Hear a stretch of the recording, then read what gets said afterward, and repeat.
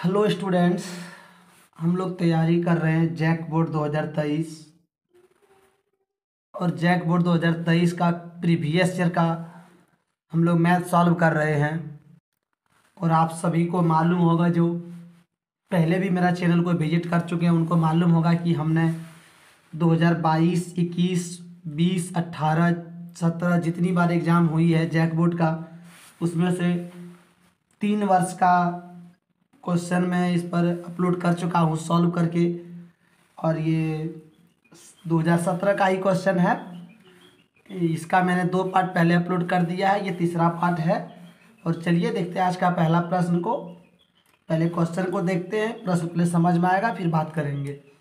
हमारे पास जो प्रश्न है दोस्त आज का, कि द्विघात समीकरण 3x² - 5x + 2 = 0 का विविक्तर मूलों की प्रकृति तथा मूल ज्ञात कीजिए। मतलब हमारे पास क्या है दोस्त, हमें एक क्वाड्रेटिक इक्वेशन दिया गया है। क्वाड्रेटिक इक्वेशन क्या है? 3x - 5x + 2 = 0। अब करना क्या है, इसका हमको सबसे पहले विविक्तर ज्ञात करना है।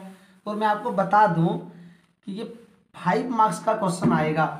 पहले जब 80 मार्क्स का एग्जाम होता था ओनली सब्जेक्टिव, तो ये 6 नंबर का आता था, यानी कि 6 मार्क्स में मिलता था। अब जो है दोस्त, अब इसमें आपको 5 मार्क्स मिलेगा, इसलिए इसको ज़्यादा सीरियस होकर देखेंगे थोड़ा सा, ताकि एक बार में आप इसको सीख जाएं। तो हमारे पास क्या है कि 3x² - 5x + 2 = 0। इसमें हमको मूल ज्ञात करना, पहले विविक्तर ज्ञात करना, फिर मूलों की प्रकृति और उसके बाद मूल।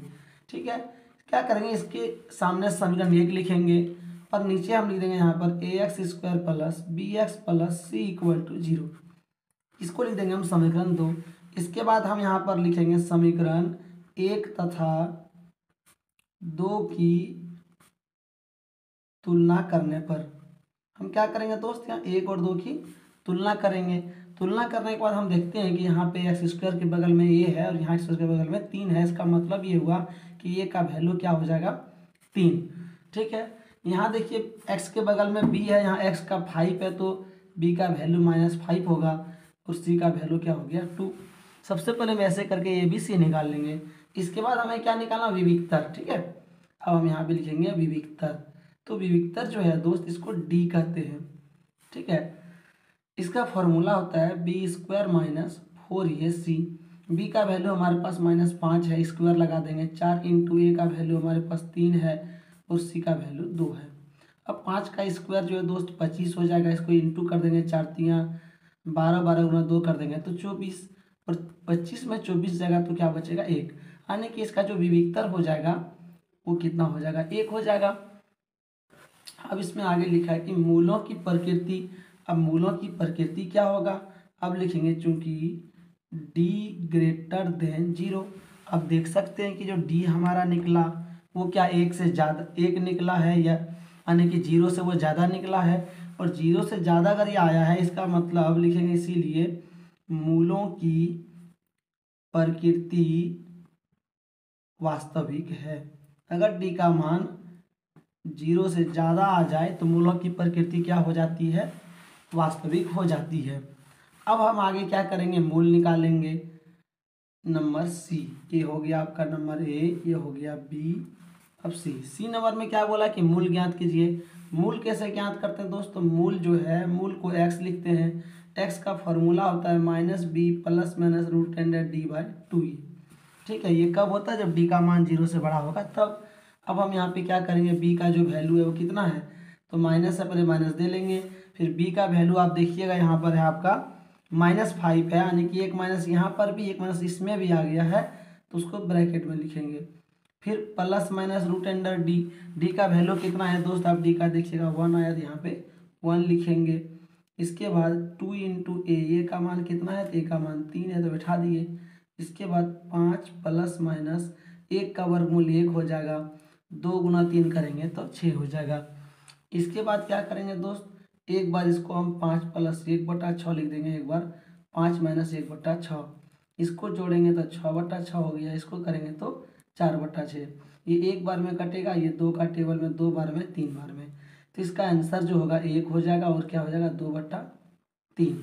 तो ये हमारा हो जाएगा दोस्त आंसर इसका। अब जो हमारा अगला प्रश्न है दोस्त, इसको देखते हैं। दो ऐसे क्रमागत धनात्मक पूर्णांक ज्ञात कीजिए जिनके वर्गों का योग 290 है। हमें क्या करना है, दो पूर्णांक निकालना है, और वो दोनों पूर्णांक जो होना चाहिए, क्या होना चाहिए, धनात्मक होना चाहिए, ठीक है। और क्या होना चाहिए, क्रमागत होना चाहिए। और बोला है कि दो पूर्णांक निकालना है जिनके वर्गों का योग कितना होगा, 290, ठीक है। तो सबसे पहले समझते हैं कि क्रमागत क्या होता है और धनात्मक पूर्णांक क्या होता है। तो क्रमागत का मतलब होता है दोस्त क्रम के अनुसार। क्रमागत का मतलब क्या हो गया, क्रम के अनुसार, मतलब एक के बाद एक आने वाला। जैसे अगर मान लिया जाए एक 8 हो गया, दूसरा 9, अगला 10, ये क्या हो गया, क्रम के अनुसार से हो गया। अगर बोलेगा क्रमागत सम संख्या, तो क्रमागत सम में क्या करना होगा, ओनली सम लेना होगा। 6 हो गया, 8 हो गया, 10 हो गया। क्रम का मतलब होगा कि उसके बाद आने वाला, ठीक है। अब हमें क्या निकालना है, यहाँ पे दो क्रमागत धनात्मक पूर्णांक निकालना है। तो हम लिखेंगे माना एक पूर्णांक इक्वल टू एक्स। एक पूर्णांक अगर एक्स हो गया दोस्त, तो दूसरा पूर्णांक क्या हो जाएगा, तो दूसरा पूर्णांक है क्रमागत है तो +1 कर देंगे। इसके बाद धनात्मक बोला था, +1 कर दिए। और अब बोलेगा कि इनके वर्गों का योग 290 है, तो अब लिखेंगे यहाँ पे हम प्रश्न से। प्रश्न में क्या बोला था कि इन दोनों को वर्ग करके योग कर दें। इनके वर्गों का योग, वर्ग मतलब इसको पहले आप स्क्वायर करेंगे, और स्क्वायर करने के बाद फिर क्या करेंगे, इसको जोड़ देंगे। जोड़ेंगे तो बोलता है कि 290 होना चाहिए। अब ये दोनों पूर्णांक क्या है, ठीक है। अब क्या करेंगे दोस्तों, देखिएगा यहाँ पे x² लिखेंगे, इसको हम सॉल्व कर देंगे a + b का होल स्क्वायर में। तो x² + 2 × x × 1 + 1 का स्क्वायर इक्वल टू इधर 290। अब हमारे पास x² है, फिर x² है, इसको इंटू करेंगे तो 2x हो जाएगा, फिर 1 का स्क्वायर 1 इक्वल टू 290। आगे आप देखिएगा यहाँ पे x² 2 को हो गया तो 2x² हो जाएगा, जोड़ देंगे, फिर 2x, फिर +1, इधर से 290 आएगा दोस्तों, माइनस में आ जाएगा। इक्वल के बाद हमारा क्या बचेगा, 0। आगे आप देखिएगा 2x² + 2x, और 290 में आप क्या करेंगे, इसको एक को घटाव कर देंगे। इसमें हमने क्वेश्चन लिखने में थोड़ा सा मिस्टेक कर गया था दोस्त। यहाँ पे लिखा हुआ था दो ऐसे क्रमागत विषम धनात्मक, यहाँ विषम लिखा हुआ था, विषम धनात्मक मतलब क्रमागत तो होना चाहिए, लेकिन क्रमागत कैसा होना चाहिए, तो क्रमागत विषम होना चाहिए, ठीक है। अगर तो विषम होना चाहिए, जैसे मान लिया जाए एक संख्या अगर विषम संख्या 9 हो गया, तो दूसरा इसके बाद क्या होगा, 11 होगा, इसके बाद क्या होगा, 13 होगा। यानी कि ये सब चीज़ जो है दो दो के डिफरेंस के बाद है, और दो दो के बाद अगर आता है, मतलब एक छोड़ के एक, 9 के बाद 2 11, 11 2 13, यानी कि 2 जोड़ने के बाद प्राप्त होता है। इसीलिए हम क्या करेंगे, यहाँ पे x + 2 लिख देंगे इससे का, और यहाँ पर भी हमको 2 लिखना होगा। इससे यहाँ भी 2 हो जाएगा, 2 का स्क्वायर यहाँ 4 हो जाएगा, और यहाँ भी क्या हो जाएगा, 4 हो जाएगा। और 290 में 4 को हम घटाव करेंगे तो कितना बचेगा, तो 290 में अगर 4 को घटाव करेंगे 286 हो जाएगा, इक्वल टू क्या होगा दोस्तों, 0 हो जाएगा। अब आगे देखिएगा ध्यान से, इसको ये भी समझ में आ जाएगा आपको बहुत अच्छे से। अब जरा सा ध्यान से देखिएगा, यहाँ पे x² हो जाएगा, 2 हमने कॉमन ले लिया, इससे 2 कॉमन लिया तो यहाँ x बचेगा, इससे 2 कॉमन लेंगे तो 2 × 2, 2 × 4 = 8, 2 × 3 = 6, 143 हो जाएगा। अब इसके बाद हम क्या करेंगे दोस्त, यहाँ पे x² + x - 143 इक्वल टू 0। ये 2 यहाँ पे जो है मल्टीप्लाई में, इधर डिवाइड में आ जाएगा। और आप जानते हैं कि 0 के नीचे भगवान भी आ जाएगा, तो वो क्या हो जाता है दोस्त, 0 ही आ जाता है। क्या हमने कहा कि अगर 0 के नीचे सनी लियोन भी आ जाएगा तो क्या हो जाएगा दोस्त, 0 हो जाएगा, ठीक है। इसके बाद अब हम आगे बढ़ते हैं, इसमें x का मान हम कैसे निकालेंगे, तो देखिएगा अब x² + x - 143 इक्वल टू 0 हमारे पास था। हम इसको क्या कर देंगे, मिडिल टर्म फैक्टर कर देंगे, ठीक है। मिडिल टर्म फैक्टर क्या होता है दोस्त, हम आपको बताए थे कि फर्स्ट वाला को ऐसे लिखना है और लास्ट वाला को भी ऐसे ही लिखना है। बीच वाला को क्या करना है, 2 भाग में बांट देना है। आप इसको कैसे बांटेंगे, तो फर्स्ट और लास्ट को इसके लिए गुना करना होता है, गुना करते हैं तो 143 आ जाता है माइनस में। अब हम क्या करते हैं, 2 नंबर ऐसा खोजते हैं जिसको गुना करने के बाद 143 हो जाए, और जोड़ घटाव करने के बाद कितना आ जाए दोस्त, तो यहाँ पे 1 आ जाए, ठीक है। तो अब ऐसा कौन सा नंबर है, तो आप देखिएगा कि 13 × अगर 14 आप कर देते हैं सॉरी 13 गुना 11 कर देते हैं तो 13 गुना 11 में जो है ये 143 आ जाएगा। और 13 11 को अगर आप घटाव करेंगे, 13 में 11 को आप घटाव करेंगे तो आपका, अब 13 में 11 घटाव करेंगे तो यहाँ पे 2 आ जाएगा। ठीक है, हमने यहाँ भी दोबारा गलती करी है दोस्त, क्षमा चाहते हैं इसके लिए हम, कि यहाँ पर जो है x+2 का जब स्क्वायर करेंगे तो यहाँ पे 2 लिखना होगा हमको, और यहाँ 2 लिखने से 2 2 जब 4 आ जाएगा। ठीक है, थोड़ा सा यहाँ पे माइंड इधर उधर हो जाने के चलते कभी कभी हो जाता है। ठीक है, तो चलिए आपको समझ में आ गया होगा, हम उम्मीद करते हैं, क्योंकि ये कोई बड़ा गलती नहीं है, ये बस कैलकुलेशन के पास गलती था। ठीक है, अब इसको आगे हम देखते हैं कि ऐसे करने से हमको यहाँ 2 लाना, 11 में 13 को हम घटाव करेंगे 2 आ जाएगा। तो हम क्या करेंगे, 11x + 13x - 11x लिख देंगे, और -143 = 0। अब ये दोनों एक साथ, ये दोनों एक साथ, ये दोनों में हम कॉमन लेंगे तो x कॉमन लेंगे तो यहाँ क्या बचेगा, x, यहाँ कॉमन लेंगे तो 13। ये दोनों में हम क्या करेंगे दोस्त, 11 कॉमन लेंगे तो यहाँ x बचेगा, और यहाँ क्या बचेगा 13, = क्या है, 0 है। अब x + 13 को हम एक बार लिखेंगे, और एक बार क्या लिखेंगे, x - 11 को = 0। अब क्या करेंगे, दोनों को बारी बारी से हम 0 कर देंगे। एक बार x + 13 = 0, फिर x - 11 = 0। यहाँ पर जो x का वैल्यू हो जाएगा दोस्त 13 हो जाएगा, यहाँ पे x का वैल्यू क्या हो जाएगा 11। यही दो पूर्णांक हो जाएगा विषम पूर्णांक, जिनके वर्गों का योग कितना हो जाता है 290। आज का जो तीसरा प्रश्न है दोस्त, इसको हम लोग देखेंगे। बहुत ही लॉन्ग प्रश्न है और मैं बहुत कुछ सिखाने वाला हूँ, आप ध्यान से देखते जाइए मेरे पूरे सेशन को। ठीक है, अब देखिए हमारे पास प्रश्न है दोस्त, ये 7 मीटर ऊंचे भवन के शिखर से केबल टावर के शिखर का उन्नयन कोण 60 डिग्री है। क्या बोल रहा है कि 7 मीटर ऊंचा एक भवन है दोस्त, और इस भवन से जो इसके भवन के जो शिखर है, इससे केबल टावर का जो शिखर है उसका उन्नयन कोण 60 डिग्री है। मतलब ये दोस्त किसको समझिएगा, यहाँ पर दो चीज़ें होगी। ठीक है, दो चीज़ें क्या होगी यहाँ पर, एक केबल टावर होगा और एक क्या होगा, भवन होगा।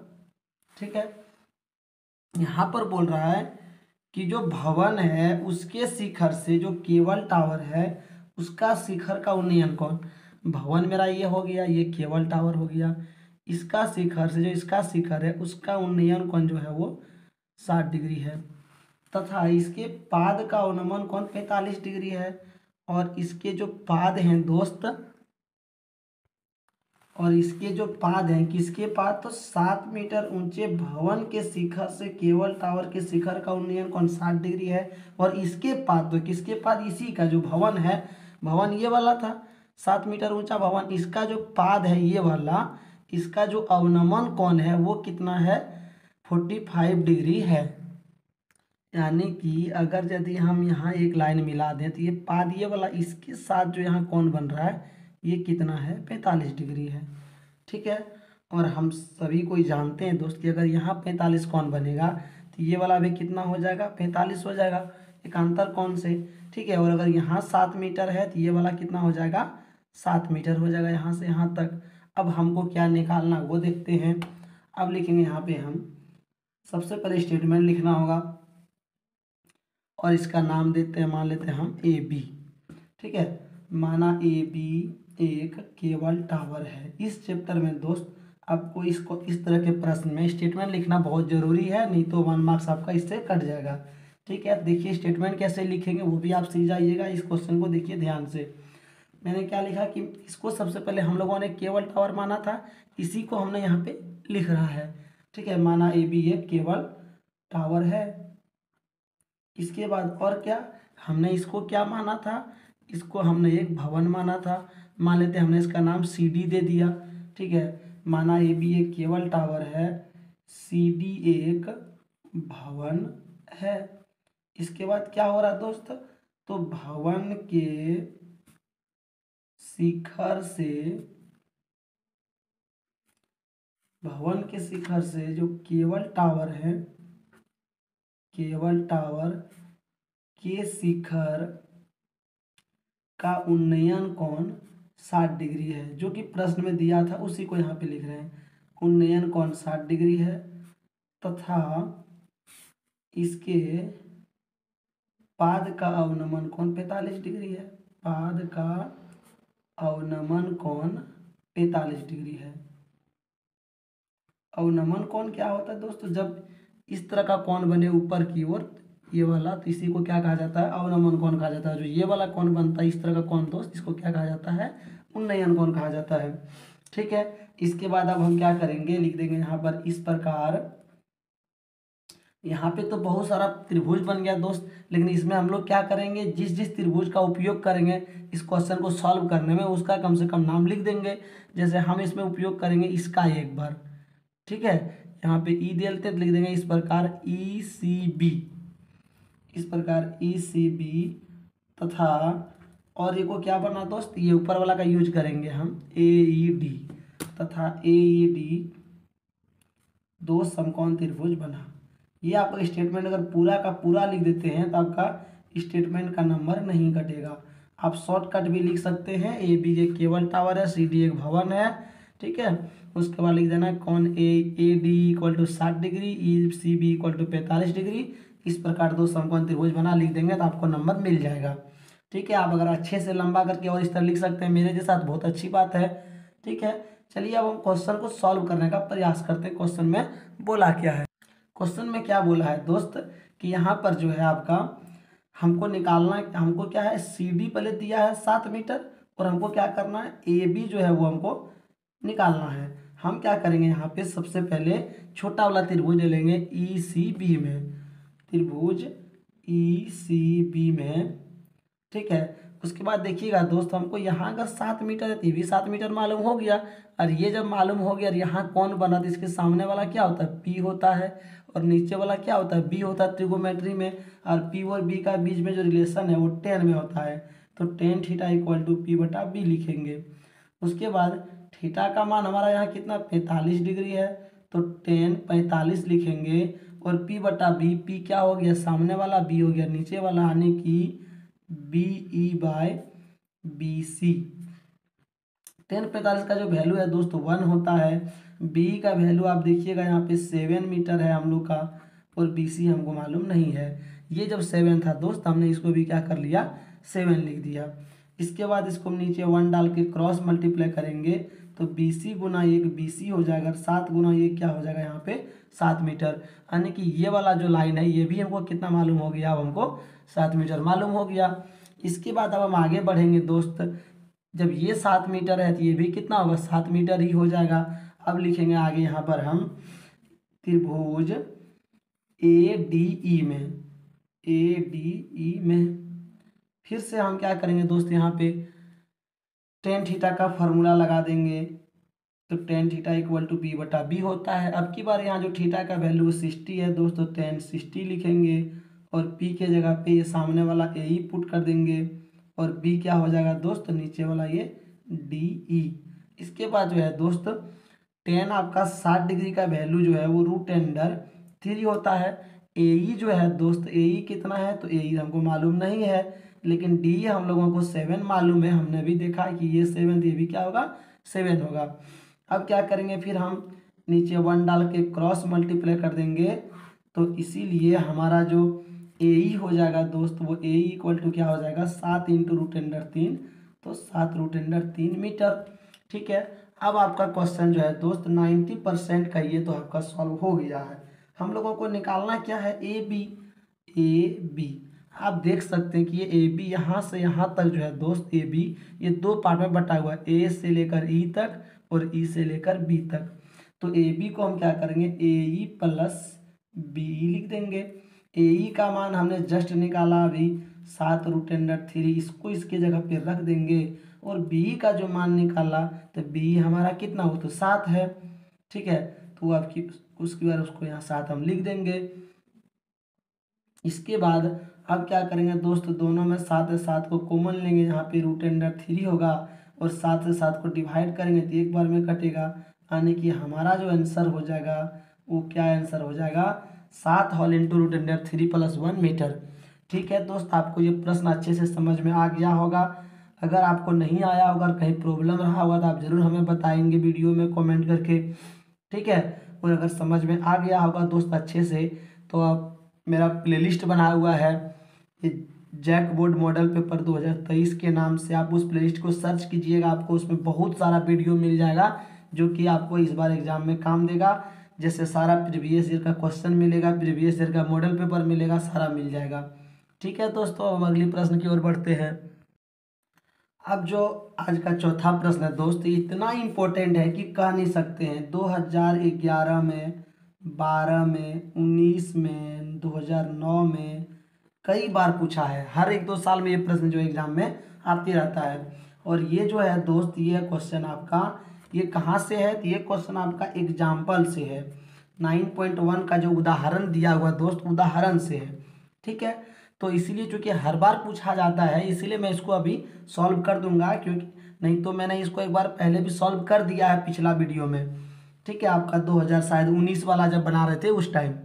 ठीक है, देखते हैं फिर से दोबारा इस प्रश्न को। अगर आप दोबारा इस क्वेश्चन को देख रहे हैं तो और भी अच्छी बात है कि आपको अच्छे से ये कन्फर्म हो जाएगा, इस क्वेश्चन पे कॉन्फिडेंस आपका हो जाएगा। ठीक है, चलिए शुरू करते हैं।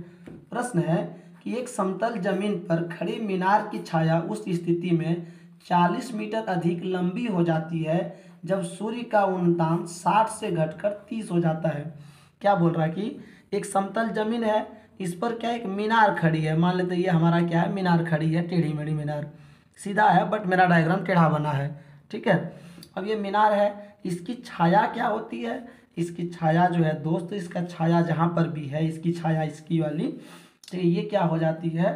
तो इसकी छाया जो है वो क्या होती है कि 60 डिग्री से घटकर 30 डिग्री हो जाता है जब इसका उन्नयन कोण, तो 40 मीटर छाया लंबी हो जाती है।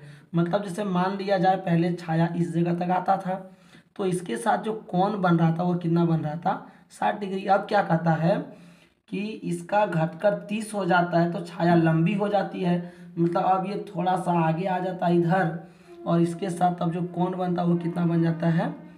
30 डिग्री बन जाता है। तो ये छाया कितना लंबा हो जाता है? 40 मीटर। ठीक है, ABCD। अब जो है दोस्त, पिछला क्वेश्चन में हमने आपको स्टेटमेंट लिखने सिखा दिया है, इस बार आप स्टेटमेंट खुद से लिखेंगे। ठीक है, आप लिखेंगे कि माना AB एक मीनार है, BC उसकी छाया थी, ठीक है, जिसके साथ उसका उन्नयन कोण 60 डिग्री था। अब क्या होता है, जब उसकी छाया 40 मीटर लंबी होती है तो उसका उन्नयन कोण 30 डिग्री हो जाता है। इस प्रकार दो समकोण त्रिभुज ABC तथा ABD बना। आपको ये सारा लिखना है, हमने आपको पढ़ के सुना दिया। ठीक है, इसके बाद आज हम डायरेक्ट अब की बार जो इस प्रश्न को सॉल्व करेंगे। तो हमें जो है दोस्त AB हमको निकालना है, मतलब मीनार की ऊंचाई ज्ञात कीजिए, ये वाला हमको क्या करना है, इसमें निकालना है। तो हम लिखेंगे यहाँ पे AB equal to question mark. इसके बाद BC भी हमको नहीं मालूम है, खैर BC निकालने भी नहीं बोला है। अब क्या निकालने बोला? CD निकालने बोला है, तो सॉरी CD दिया हुआ है, तो CD को यहाँ पे हम लिख देंगे। उसके बाद हम क्वेश्चन को सॉल्व करने का स्टार्ट करेंगे। डायरेक्ट लिखेंगे त्रिभुज ABC में। ठीक है, इस त्रिभुज में हम तो देखते हैं कि हमको तो कुछ भी नहीं मालूम है, तो लिख देंगे tan theta equal to P/B। और इस जगह पे हम क्या करेंगे, इस जगह पे लिख देंगे माना AB equal to H metre. मान लेते हैं हमने ये वाला को H या X या आप कुछ भी मान सकते हैं। और tan theta equal to P/B हमने लिखा, तो थीटा का जो वैल्यू है दोस्त यहाँ पे देखिएगा, इसमें 60 है। ABC वही तो है, ABC यहाँ तक है, इसमें 60 है, लिखेंगे 60। P जो है वो AB हो गया आपका, और B जो है वो क्या हो गया? BC।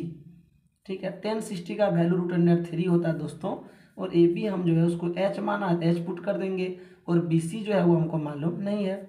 नीचे 1 डालेंगे, क्रॉस मल्टीप्लाई करेंगे, तो क्या हो जाएगा कि BC इंटू √3, तो BC √3 और H गुना ये करेंगे तो H। अब आगे हम क्या करेंगे, लिखेंगे इसीलिए BC इक्वल टू H या √3 क्या हो जाएगा यहाँ पे बाय में आ जाएगा। इसके बाद अब हम क्या करेंगे दोस्त, अब हम आ जाएंगे बड़ा त्रिभुज में। अब लिखेंगे त्रिभुज ADB में, यहाँ से लेकर इसमें आ जाएंगे। ठीक है, ADB में। फिर अब हम यहाँ पे लिखेंगे tan theta equal to P/B। अब थीटा का जो वैल्यू है अब की बार वो कितना है, इसमें 30 डिग्री है, तो अब की बार यहाँ पे हम 30 लिखेंगे। P फिर हो जाएगा AB, और B हो जाएगा अब की बार BD, यहाँ तक पूरा। इसके बाद आप देखिएगा यहाँ पे टेन जो 30 डिग्री है दोस्त, इसका वैल्यू कितना होता है, तो 1/√3 होता है, वो लिख देंगे हम लोग। ए बी जो है उसको हमने एच माना है और बी डी हमें मालूम नहीं है। फिर हम क्या करेंगे, क्रॉस मल्टीप्लाई करेंगे, बी डी इंटू एक बी डी हो जाएगा और एच इंटू √3 एच √3 हो जाएगा। अब हम क्या करेंगे दोस्त, ये बी डी जो है यानी कि यहाँ से लेकर यहाँ तक, इसको दो भाग में हम बांट देंगे। क्या करेंगे, B C plus C D. ठीक है, क्या कर दिया हमने, B C plus C D, इधर क्या हो जाएगा एच √3। अब देखिएगा हमको यहाँ पे बी सी जो है वो कितना हमारे पास है, तो बी सी जो हमारे पास है दोस्त वो देखिएगा आप यहाँ पे h/√3 है। और ये सी डी जो है वो सी डी कितना है, तो सी डी हमको जो है वो मालूम 40 है, उसको पुट कर देंगे, इधर h√3 है। अब क्या होगा दोस्त, देखिएगा h/√3 है, उधर से h√3 को आएगा तो माइनस में आ जाएगा, और ये 40 को उधर ले गए यानी कि LHS को इधर कर दिए, उसको उधर कर दिए। इसके नीचे 1 डाल के हम एलसीएम निकालेंगे, √3 कटेगा, बचेगा h, और 1 से √3 को डिवाइड करेंगे √3 बार, और √3 इंटू √3 करेंगे तो क्या हो जाएगा 3h, इधर क्या हो जाएगा दोस्त 40, ये प्लस है तो उधर चल जाएगा आपका माइनस में। इसके आगे अब हम क्या करेंगे दोस्त, 3h में h जाएगा तो 2h/√3, और इधर क्या 40, माइनस माइनस कट गया दोस्त। अब हमारा यहाँ क्या हो जाएगा, इस जगह पे आप देखिएगा तो 2h/√3 इक्वल टू 40 बचेगा। इसके बाद नीचे 1 डाल के आप इसको क्रॉस मल्टीप्लाई कर देंगे तो 2h गुना 1 2h हो जाएगा, 40 गुना √3 40 √3। इसीलिए जब h का मान निकालेंगे दोस्त तो 40 √3, और आपका ये 2 जो है वो बाय में आ जाएगा, 2 से 40 कटेगा 20 बार में, तो h का जो वैल्यू हो जाएगा दोस्त वो क्या हो जाएगा 20 √3 मीटर, आपका आंसर। अब जो आज का 5वां प्रश्न है दोस्त, इसको देखिएगा। एक तुर्की टोपी शंकु के छिन्न के आकार की है। ठीक है, एक तुर्की टोपी है, टोपी जो है वो शंकु के छिन्न के आकार का है। ये आपका मैथ बुक में एक्सरसाइज 13.2 से एनसीईआरटी से। यदि इसके खुले सिरे की त्रिज्या 10 सेंटीमीटर, ऊपरी सिरे की त्रिज्या 4 सेंटीमीटर, ये छिन्ना का डिजाइन होता है दोस्त इस तरीके से, ये भी गोल और ये भी नीचे वाला इसका क्या होगा, गोल होगा। ठीक है, तो ये जो है इसकी यहाँ वाला त्रिज्या जो है दोस्त वो 10 सेंटीमीटर है, और ये वाला जो त्रिज्या वो कितना आपका है 4 सेंटीमीटर। हमने इसको R1 R2 नाम दे दिया, और इसकी तिर्यक ऊंचाई 15 सेंटीमीटर, ये तिर्यक ऊंचाई जो L बराबर ये कितना है 15 सेंटीमीटर है। अब बोलता है इसको बनाने में प्रयुक्त पदार्थ का क्षेत्रफल ज्ञात कीजिए। अब देखिएगा हम लोग यहाँ क्या करेंगे, सबसे पहले लिख देंगे माना ऊपरी तथा निचली सिरे की त्रिज्याएं क्रमशः R1 तथा R2 है। ठीक है दोस्त, इसको आप और भी अच्छे से स्टेटमेंट लिख सकते हैं।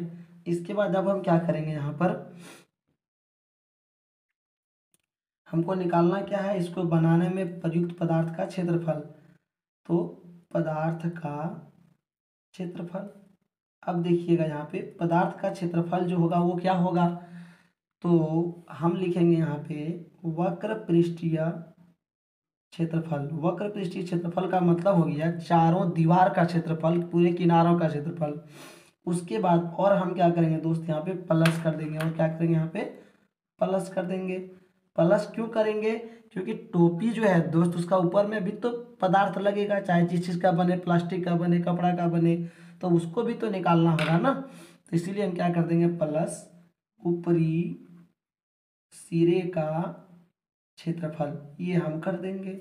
अब आप देखिएगा कि वक्र पृष्ठीय क्षेत्रफल जो है इसका फॉर्मूला होता है πr/l, और ऊपरी सिरे चूंकि गोल होता है सर्कल के आकार का, इसका फॉर्मूला होगा πr²। अब यहाँ से क्या करेंगे, हम दोनों के पास पाई है तो पाई को कॉमन ले लेंगे। ठीक है, यहाँ पर जो है दोस्त थोड़ा सा फॉर्मूला में हमने मिस्टेक कर गया, ये πr/l यहाँ पर नहीं होता, यहाँ पर होता pi whole into R1 plus R2 into L। ठीक है, और यहाँ पर जो है ऊपरी सिरे जो है इसका चूंकि R1 है तो यहाँ पे हम क्या करेंगे R1 का स्क्वायर लिखेंगे।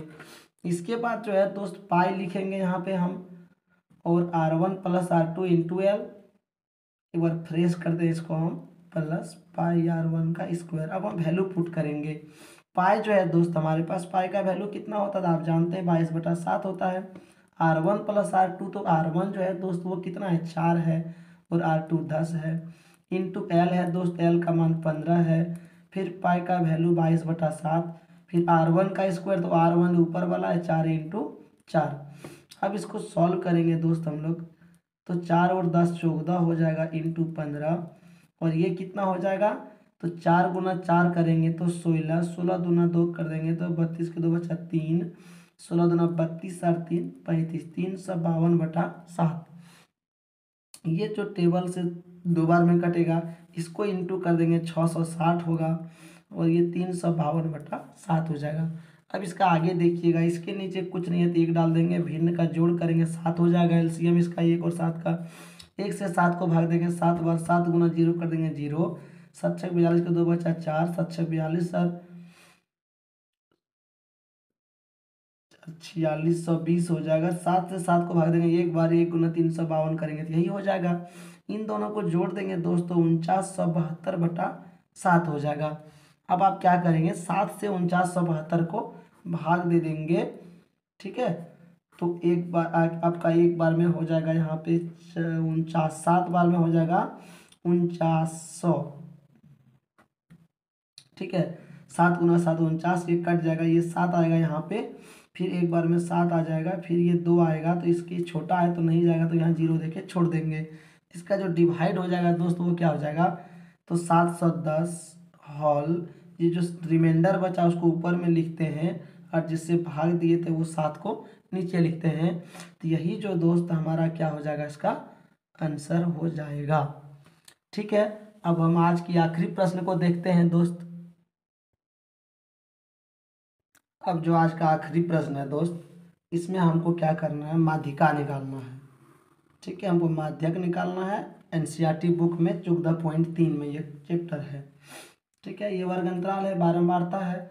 हमको जो है दोस्त इसमें माध्यिका निकालना है। माध्यिका निकालने के लिए सबसे पहले यहाँ पे हमको संचयी बारंबारता निकालना होता है। अब ये संचयी बारंबारता कैसे निकलता है, आप अगर नहीं भी कुछ अभी तक पढ़े हैं मैथ में, फिर भी आप मेरा वीडियो को अगर आप सारा देख लीजिएगा तो आपको बहुत समझ में आ जाएगा मैथ, आधा मैथ आपका कंप्लीट हो जाएगा। इसीलिए आप ध्यान से मेरा क्वेश्चन को देखिएगा। अगर आपको स्पीड थोड़ा कम लगे तो आप बढ़ा सकते हैं, अपना मोबाइल से सेटिंग आता है उसमें, ठीक है। चलिए देखते हैं संचयी बारंबारता क्या होगा, तो ये फर्स्ट वाला हो जाएगा। इसके बाद आपको ऐसे जोड़ना है क्रॉस करके, तो 4 और 5 कितना हो जाएगा, 9, 9 में 13 हो जाएगा, कितना जोड़ेंगे दोस्त, 22 हो जाएगा। 22 में 20 को जोड़ेंगे तो 42 हो जाएगा। 42 में 14 जोड़ेंगे 56 होगा। 56 में अब 8 जोड़ देंगे तो 64 हो जाएगा। 64 में 4 जोड़ देंगे तो 68। इतना इजी तरीके से आप संचयी बारंबारता को निकाल सकते हैं। इसके बाद अब आपको क्या करना है, यहाँ पर एन निकालना है। एन क्या होता है, योग, मतलब ये सारे को आपको क्या करना है, जोड़ना है। आप इसको भी जोड़िएगा, 4 5 9 13 22 वगैरह वगैरह, तो 68 ही आएगा। इसके बाद आपको क्या करना है दोस्त, यहाँ पे n/2 निकालना है। n/2 बोले तो n का आधा, यानी कि 68/2 बोले तो 34। इसके बाद आपको क्या निकालना है, इसके बाद आपको निकालना है दोस्त माध्यक वर्ग। अब कहिएगा माध्यक वर्ग क्यों निकालेंगे, तो आपको थोड़ी देर बाद पता चल जाएगा कि माध्यक वर्ग क्यों निकालेंगे। माध्यक वर्ग कौन होता है, तो n/2 से अधिक संचयी बारंबारता वाला वर्ग। n/2 से अधिक संचयी बारंबारता वाला वर्ग। n/2 से अधिक, n/2 34 है, 34 से अधिक कौन है इसमें, देखिए 42 है पहला वाला, ठीक है। इसका जो वर्ग है 125 से 145, इसको बॉक्स बना दिए, यही आपका जो हो जाएगा 125 से 145 माध्यक वर्ग हो जाएगा। इसके बाद आपको क्या लिखना है दोस्त, इसमें आपको L लिखना होगा। L क्या होता है, तो जो माध्यक वर्ग हुआ उसके निम्न सीमा आने की 125। इसके बाद आपको क्या लिखना है, L के बाद आपको जो है दोस्त CF लिखना है। CF क्या होगा, जो माध्यक वर्ग है उससे ठीक पहले वाला वर्ग की संचयी बारंबारता, माध्यक वर्ग से ठीक पहले वाला वर्ग की संचयी बारंबारता बोले तो 22। इसके बाद आपको F लिखना है और H लिखना है। F क्या होगा, तो माध्यक वर्ग की बारंबारता, और H क्या होगा, बीच का जो स्पेस है इसका डिफरेंस कितना का है, तो 20 का है तो वो भी एच हो गया। इसके बाद अब आप क्या करेंगे, अब आप माध्यक निकालेंगे। माध्यक इक्वल टू, माध्यक का जो फॉर्मूला है दोस्त वो क्या होता है, L plus N by two minus C F by F into H. L हो गया यहाँ पे हमारा 125, एन बाई टू हमारा कितना हो गया दोस्त, एन बाई टू हमारा जो है 34 है। सी एफ जो है दोस्त, सी एफ हमारा कितना है, तो सी एफ 22 है। और बाय एफ जो है दोस्त, एफ हमारा कितना है, तो आप देखिएगा 20 है। और इंटू एच जो है, एच भी कितना है दोस्त, ये भी 20 ही है। अब इसको आप क्या कीजिएगा, इसको सॉल्व कीजिएगा। सॉल्व करेंगे तो क्या होगा, 125 प्लस 34 में 22 गया तो 12 हो जाएगा आपका, 4 में 2 गया तो 12/20 इंटू 20। अब आपका क्या होगा, ये 20 और 20 कट जाएगा तो 125 प्लस 12 बचेगा, यानी कि 125 12 137, ये हो जाएगा माध्यक। और ये हमारा था आप लोगों के लिए छोटा सा प्रयास जो मैंने आप लोग के लिए किया। ठीक है, अगर आपको मेरा ये सेशन बहुत अच्छा लगा होगा तो आप एक बार प्लीज़ वीडियो को लाइक कर लीजिए, फिर आप आगे बढ़िएगा। और अगर कोई ऐसे और भी आपके दोस्त हैं तो उसको ये वीडियो शेयर कर दीजिए ताकि वे भी इसका फ़ायदा ले सके। ठीक है, बस आप जुड़े रहिए JB classes bye Pramod sir से, और इस तरह के बहुत सारे कंटेंट आपको मिलते रहेगा 24 मार्च 2023 तक। ठीक है दोस्त, फिर मिलते एक नए वीडियो में। Thanks for watching.